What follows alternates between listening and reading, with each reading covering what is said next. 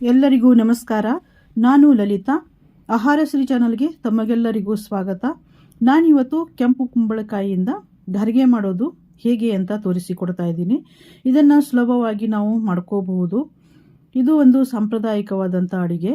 ಹಾಗಿದ್ರೆ ಬನ್ನಿ ಮಾಡೋದು ಹೇಗೆ ಅಂತ ನೋಡೋಣ.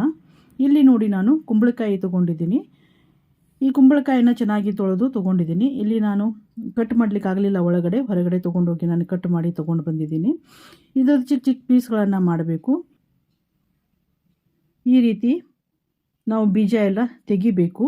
ಈ ಮೇಲಿನ ಸಿಪ್ಪೆಯನ್ನು ಕೂಡ ತೆಗಿಬೇಕು. ಸಿಪ್ಪೆ ತೆಗೆದು ಚಿಕ್ಕ ಚಿಕ್ಕ ಪೀಸ್ಗಳನ್ನು ಮಾಡಿ ತುರಿಯೋ ಮನೆಯಿಂದ ತುರಿದು ತಗೋಬೇಕು. ಇಲ್ಲಿ ನಾನು ತುರಿಯೋ ಮನೆಯಿಂದ ತುರಿದು 1 ಬೌಲ್ ಆಗುವಷ್ಟು ಇದು ತುರಿಯನ್ನು ತಗೊಂಡಿದ್ದೀನಿ. ಈಗ ಇದನ್ನು ಒಂದು ಪಾತ್ರೆಗೆ ಹಾಕ್ತಾ ಇದ್ದೀನಿ. ಪಾತ್ರೆಗೆ ಹಾಕಿ ನಾನು ಇದಕ್ಕೆ ಬೆಲ್ಲ ಹಾಕ್ತಾ ಇದ್ದೀನಿ. ಕೆಲವರು ಏನು ಮಾಡ್ತಾರೆ ಅಂದರೆ ಕುದಿಸ್ಕೊಂಡು ತಗೋತಾರೆ. ಕುದಿಸ್ಕೊಂಡು ಕೂಡ ತಗೋಬಹುದು, ಅದು ಕೂಡ ತುಂಬ ಚೆನ್ನಾಗಾಗುತ್ತೆ. ಆದರೆ ನಾನು ಕುದಿಸಿ ತಗೊಳ್ತಾ ಇಲ್ಲ. ದಿಢೀರಾಗಿ ನಾವು ಮಾಡ್ಕೋಬಹುದು, ತುಂಬ ಚೆನ್ನಾಗುತ್ತೆ. ರುಚಿನೂ ಕೂಡ ತುಂಬ ಚೆನ್ನಾಗಿರುತ್ತೆ. ಇಲ್ಲಿ ಏಲಕ್ಕಿ ಪೌಡರನ್ನು ಹಾಕ್ತಾ ಇದ್ದೀನಿ. ಈ ಸ್ಪೂನಿಂದ ನಾನು 1 ಸ್ಪೂನಷ್ಟು, ಅಂದರೆ 1 ಟೀ ಸ್ಪೂನಷ್ಟು ನಾನು ಇಲ್ಲಿ ಏಲಕ್ಕಿ ಪುಡಿಯನ್ನು ಹಾಕಿದ್ದೀನಿ. ಹಾಕಿ ಇದನ್ನು ಚೆನ್ನಾಗಿ ಮಿಕ್ಸ್ ಮಾಡ್ಕೋಬೇಕು. ಚೆನ್ನಾಗಿ ಮಿಕ್ಸ್ ಮಾಡ್ಕೊಳ್ಳಿ. ಅಂದರೆ ಬೆಲ್ಲದ ನೀರು ಮತ್ತು ಈ ಕುಂಬಳಕಾಯಿ ನೀರು ತಾನಾಗಿ ಬಿಟ್ಕೊಳ್ಳುತ್ತೆ. ಬೆಲ್ಲ ಹಾಕೋದ್ರಿಂದ ನೀರು ತಾನಾಗಿ ಬಿಟ್ಕೊಳ್ಳುತ್ತೆ. ಇದಕ್ಕೆ ನಾವು ಎಕ್ಸ್ಟ್ರಾ ನೀರು ಹಾಕೋ ಅವಶ್ಯಕತೆ ಏನಿಲ್ಲ. ಈಗ ಇದನ್ನು ನಾವು 15 ರಿಂದ 20 ನಿಮಿಷ ಇದನ್ನು ಪ್ಲೇಟನ್ನು ಮುಚ್ಚಿ ಹಾಗೆ ಇಟ್ಟುಬಿಡೋಣ. ಈಗ 20 ನಿಮಿಷ ಆಗಿದೆ. 20 ನಿಮಿಷದ ನಂತರ ನೋಡಿ ಯಾವ ರೀತಿ ಆಗಿದೆ. ಕಲರ್ ಕೂಡ ಚೇಂಜ್ ಆಗಿದೆ.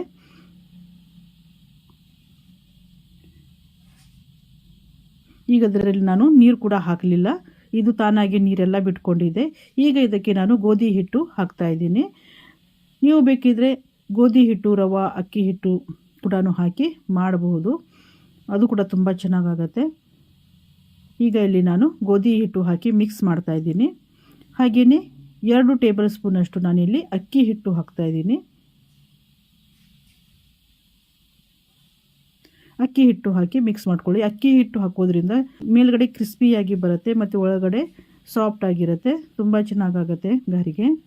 ಈಗ ಮತ್ತೆ ಸ್ವಲ್ಪ ನಾನು ಹಿಟ್ಟು ಹಾಕಿ ಮಿಕ್ಸ್ ಮಾಡ್ತಾ ಇದ್ದೀನಿ. ಗೋಧಿ ಹಿಟ್ಟು ಇಷ್ಟೇ ಅಳತೆಯಿಂದ ತಗೋಬೇಕು ಅಂತ ಏನಿಲ್ಲ. ಇದಕ್ಕೆ ಎಷ್ಟು ಹಿಡಿಸುತ್ತೆ ನೋಡಿ ಅಷ್ಟನ್ನು ಮಾತ್ರ ಹಾಕಬೇಕು. ನೀವು ಇದನ್ನು ವಡೆ ಥರನೂ ತಟ್ಟಿ ಮಾಡಬಹುದು. ಹಾಗೆಯೇ ಈ ರೀತಿಯಾಗಿ ಬೊಂಡ ಥರನೂ ಮಾಡಿ ಎಣ್ಣೆಯಲ್ಲಿ ನೀವು ಗಾರ್ಗೆಯನ್ನು ಮಾಡ್ಕೋಬಹುದು. ಬೊಂಡ ಥರ ಮಾಡ್ಕೊಳ್ತೀರಿ ಅಂದರೆ ನೀವು ಸ್ವಲ್ಪ ತೆಳುವಾಗಿ ಮಾಡ್ಕೋಬೇಕಾಗ್ತದೆ ಇದು ಬ್ಯಾಟರು. ಮತ್ತು ವಡೆ ಥರ ತಟ್ಟಿ ಮಾಡ್ತೀನಿ ಅಂದರೆ ಸ್ವಲ್ಪ ಗಟ್ಟಿಯಾಗಿ ಮಾಡ್ಕೋಬೇಕು. ಈ ರೀತಿಯಾಗಿ ನೋಡಿ, ಈ ರೀತಿಯಾಗಿ ಗಟ್ಟಿಯಾಗಿ ಮಾಡ್ಕೋಬೇಕಾಗ್ತದೆ. ಈಗ ಇದನ್ನು ಒಂದು 15 ನಿಮಿಷ ಹಾಗೆಯೇ ಮುಚ್ಚಿಡೋಣ. ಈಗ 15 ನಿಮಿಷ ಆಗಿದೆ. ಈಗ ನಾನು ಕೈಗೆ ಎಣ್ಣೆ ಹಚ್ಕೊಂಡು ಇದನ್ನು ವಡೆ ಥರ ನಾವು ತಟ್ಟಿ ಗಾರ್ಗೆಯನ್ನು ಮಾಡ್ಕೊಳ್ಳೋಣ. ಎಣ್ಣೆ ಹಚ್ಚೋದ್ರಿಂದ ಕೈಗೆ ಅಂಟ್ಕೊಳ್ಳಲ್ಲ, ಅದಕ್ಕೋಸ್ಕರ ನಾನಿಲ್ಲಿ ಎಣ್ಣೆ ಹಚ್ಕೊಳ್ತಾ ಇದ್ದೀನಿ ಕೈಗೆ. ಈಗ ಈ ರೀತಿಯಾಗಿ ಮಾಡಿ ನೀವು ಪೂರ್ತಿಯಾಗಿ ಈ ರೀತಿಯಾಗಿ ಮಾಡಿ ಇಟ್ಕೊಳ್ಳಿ ಮೊದಲಿಗೆ.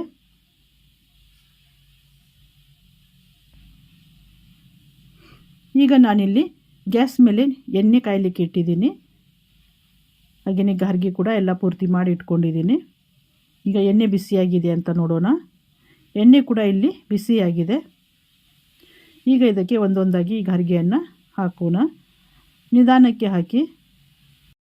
ಗ್ಯಾಸ್ ಫ್ಲೇಮ್ ಮೀಡಿಯಮ್ ಇರಲಿ, ಯಾವುದೇ ಕಾರಣಕ್ಕೂ ಉರಿಯನ್ನು ಹೆಚ್ಚು ಮಾಡಲಿಕ್ಕೆ ಹೋಗಬೇಡಿ.